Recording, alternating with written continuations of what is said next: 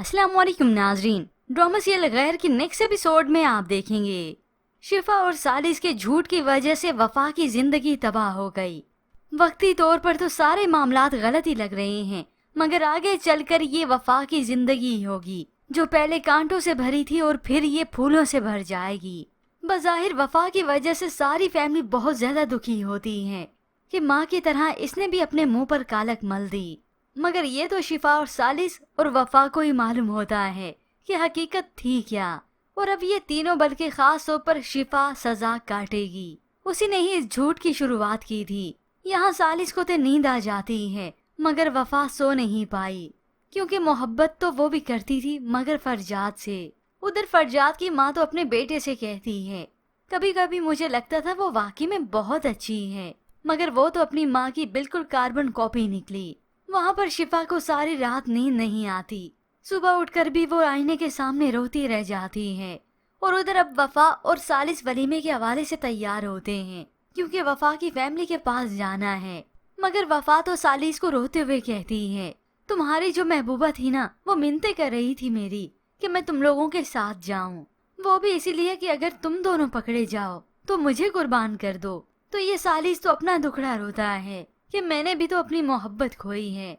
इन दोनों को तो अपनी झूठ की सजा ही मिली, मगर ये वफा तो बेगुनाह ही मारी गई।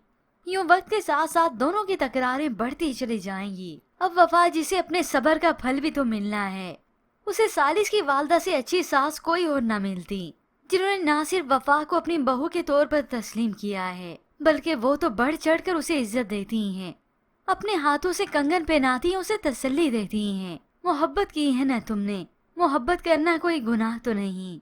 अभी तो वो खामोश हो जाती है क्योंकि अब तो कोई फायदा ही नहीं रहा सच्चाई कहने का। हाँ, मगर खुद से जरूर कहती है कि यही गुनाह ही तो नहीं किया। अब जब सालिस की वालदा अपनी फैमिली यानी बहू बेटी को लेकर गई वफा के घर अपने मायके, तो कोई भी इन्हें कबूल नहीं करता। सालिस की वालदा तो कह देती है, इस घर के मकीनों के दिल बेटियों के लिए बहुत तंग हैं। तो वफा के वालिद भी कह देते हैं, बेटियों ने तो कहीं का नहीं छोड़ा, माल बचाएं या इज्जत कुछ समझ में नहीं आता। वफा तो बोलती है, आज भी मेरा कोई कसूर नहीं, मगर दादी तो उसे खामोश करवा देती हैं। तहजीब तो अपने वालिद के पास बैठकर उनकी पाँव में बैठकर माफी भी मांगती है और काफी जज्बाती होती है। उठने लगी तो गिरने लगी। फौरन से आकर सालिस अपनी माँ को संभाल लेता है और इसी तरह से सालिस के वालिद जहांगीर बेगम को भी इल्म हो ही गया कि उनके बेटे की शादी हो चुकी है और वफा उसकी बीवी है। यूं कुछ वक्त बीतने के बाद सालिस और वफा के बीच तकरार रहेगी अच्छी भली, मगर ये अलग बात है कि कुछ वक्त बीतने के बाद इस शिफा को ही सजा भुगतनी होगी।